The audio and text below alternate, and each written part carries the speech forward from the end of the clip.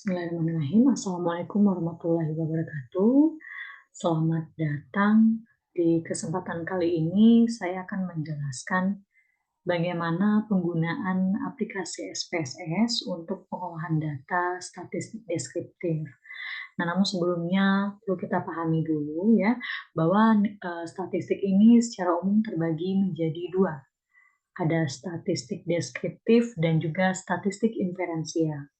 Nah, statistik deskriptif ini bertujuan untuk memberikan gambaran secara umum mengenai karakteristik masing-masing variabel yang mungkin itu berupa sampel ataupun mungkin data populasi.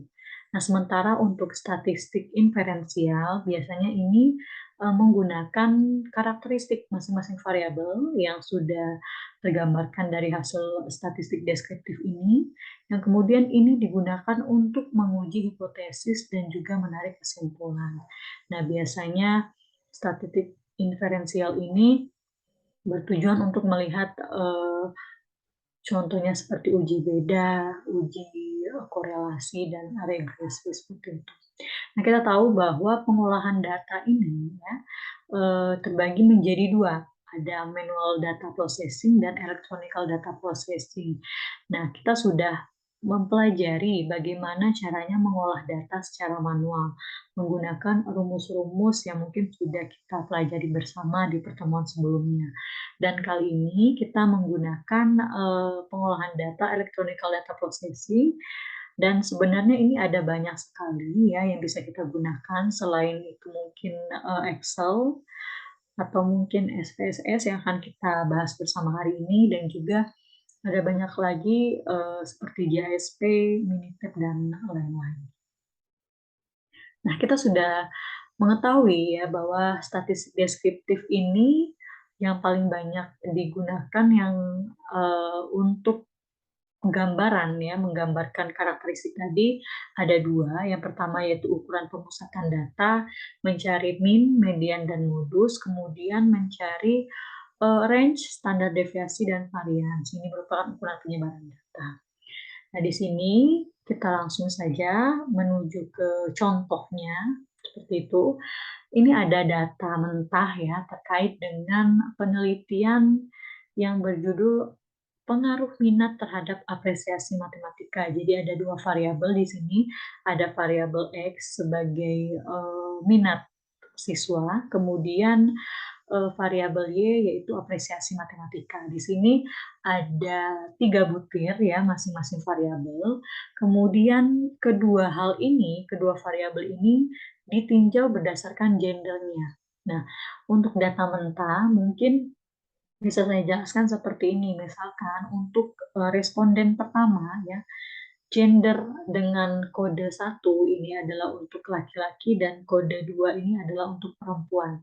Nah, untuk responden pertama misalkan dengan jenis kelamin laki-laki ya, menggunakan skala Likert ya 1 sampai 4. Untuk butir pertama X1 dia merespon 1 seperti itu. Kemudian X2 dia merespon 2 gitu. Kemudian X3 dia merespon 4, dan di mana ini 1 sampai 4 menggunakan skala Likert dengan interval yang sudah ditentukan sebelumnya.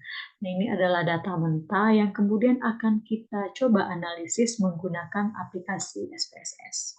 Nah, data mentah yang sudah kita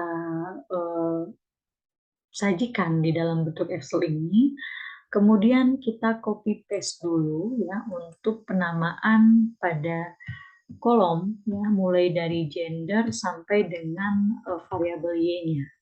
Nah, ini kita copy paste ya, mungkin ke sheet sebelumnya dengan bentuk vertikal seperti ini. Nah, ini tujuannya adalah untuk penamaan pada aplikasi SPSS. Nah, sebelumnya mungkin saya jelaskan dulu ya, untuk tampilan aplikasi SPSS ada dua view seperti ini ya. Yang pertama adalah data view ya. Di sini adalah tempat nanti kita untuk menganalisisnya. Kemudian ada variable view. Variable view ini adalah untuk penamaan masing-masing butir ataupun mungkin masing-masing variabel.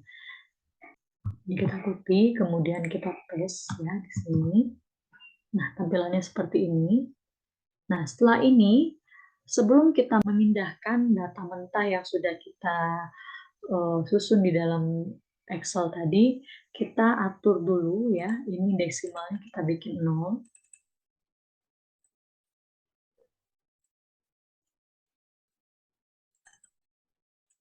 Kemudian untuk values-nya ya, di sini karena gender ya, artinya di sini untuk gender hanya ada dua tadi, laki-laki dan perempuan. Jadi kita perlu menamakan di sini. Untuk value 1 adalah untuk laki-laki, add, kemudian 2 itu untuk perempuan. Oke. Nah, kemudian untuk masing-masing butir pertanyaan tadi, karena kita menggunakan skala Likert, sehingga di values ini juga perlu diberi penamaan. Satu untuk sangat tidak setuju,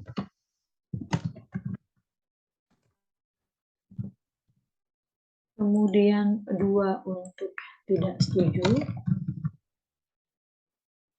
3 untuk setuju, dan 4 untuk sangat setuju.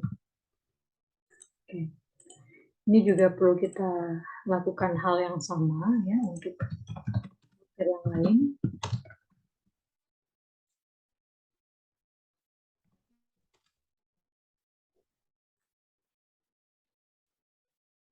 Untuk penamaan ini sebenarnya tidak wajib, tapi ketika kita sudah memberi penamaan seperti ini, maka hasil data analisisnya itu akan lebih mudah untuk kita baca. Oke.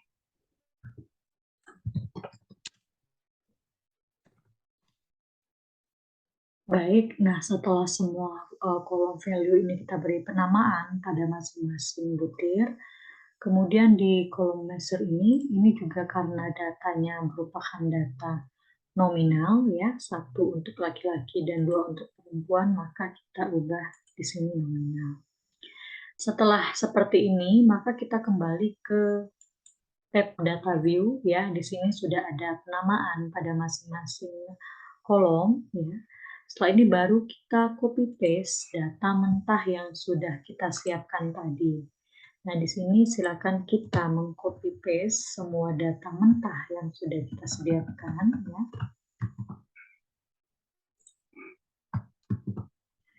Inilah tampilannya setelah kita copy paste data dari Excel ke SPSS. Setelah langkah ini, baru kita menganalisis. Langkah untuk menganalisis adalah kita klik Analyze, ya. Kemudian Descriptive Statistik, kemudian Frekuensi. Setelah ini kita pindahkan gender ya ke kolom variabel, kemudian langsung saja oke. Nah, ini adalah tampilan output-nya yang kemudian bisa kita gunakan untuk yang bisa kita deskripsikan. Nah, di sini ada tabel gender yang sudah kita analisis tadi. Di sini bisa kita lihat bahwa laki-laki dengan jumlah 12 orang, kemudian perempuan dengan jumlah 8 orang, ya, dengan total N-nya atau respondennya itu 20 orang. Kemudian langkah selanjutnya kita juga bisa kembali ya ke data view tadi. Kita coba kembali analyze, kemudian deskriptif, statistik, dan frekuensi ya. Tadi kita sudah melihat hasil analisis untuk gendernya, kemudian kita kembalikan lagi, kita klik gender, kemudian kita klik kembali, dan kita mencoba analisis untuk masing-masing variabelnya. Di sini ada variabel X dan juga variabel Y. Setelah ini, kita klik statistik di sini. Nah, sesuai dengan apa yang ingin kita analisis ya untuk pemusatan dan juga penyebaran data tadi apa saja. Misalkan kita pengen melihat min-nya, kemudian juga mungkin standar deviasinya, variansnya, range-nya, juga bisa melihat nilai minimum dan maksimumnya. Kemudian setelah kita klik ya, sesuai dengan apa yang yang kita butuhkan seperti itu, klik continue. Nah, di samping itu kita juga bisa, melihat chart-nya. Kita klik chart di sini, kita menggunakan, eee, tipe histogram dan di sini kita menggunakan normal, kurva normal ya, with normal curve di sini. Continue dan oke.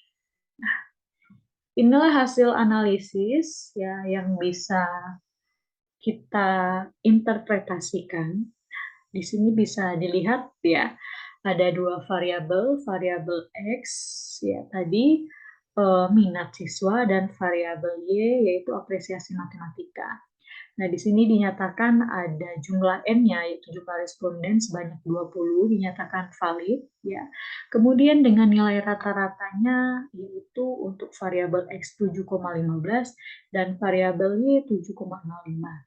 Sementara untuk standar deviasinya, kita bisa lihat juga di sini ada 1,631 dan variabel Y-nya 1,877. Begitu juga nilai varian, nilai minimum dan nilai maksimumnya. Nah, di sini untuk, masing-masing, variabel ya, baik itu mungkin variabel X dan Y bisa kita lihat di sini hasil dari analisisnya. Kemudian di sini bisa kita lihat untuk chart histogramnya maksud saya. Nah, di sini bisa dilihat bentuk histogramnya ya dengan nilai rata-rata 7,15, standar deviasi 1,6 dengan jumlah N-nya 20 untuk variabel X seperti ini. Kemudian untuk histogram variabel Y seperti ini. Oke. Nah, di samping dengan analyze frekuensi tadi, kita juga bisa menganalisis statistik deskriptif melalui langkah berikut. Nah, kita pilih analyze, deskriptif statistik, dan kita pilih deskriptif di sini. Nah, dan di sini lebih simpel ya, kita pindahkan dulu untuk apa saja yang ingin kita analisis ya, ada gender, X, dan Y. Kemudian klik option. Nah, di sini kita tinggal memilih kira-kira apa saja yang kita butuhkan. Misalkan nilai minimum, maksimumnya, standar deviasi, biasanya min ya. Kemudian variabel list. Nah, kalau seandainya kita butuh untuk melihat kurtosis dan skinnesnya juga kita bisa tinggal klik di sini. Kemudian klik continue dan oke. Nah, ini untuk hasil deskriptif statistiknya ya. Tabelnya seperti ini, lebih simpel. Hanya ada satu tabel yang bisa kita lihat di sini. Nah, untuk variabel X-nya ada 20, variabel Y-nya juga ada 20 responden dengan nilai minimum dan maksimumnya dengan nilai rata-rata dan standar deviasinya. Jadi itulah tadi hasil dari statistik deskriptif menggunakan aplikasi SPSS. Jadi ada banyak selain aplikasi SPSS yang bisa kita gunakan, tergantung dengan kebutuhan kita seperti apa. Baik, cukup sampai di sini dulu penjelasan dari saya. Terima kasih atas partisipasinya. Saya akhiri. Wabillahi taufiq wal hidayah. Wassalamualaikum warahmatullahi wabarakatuh.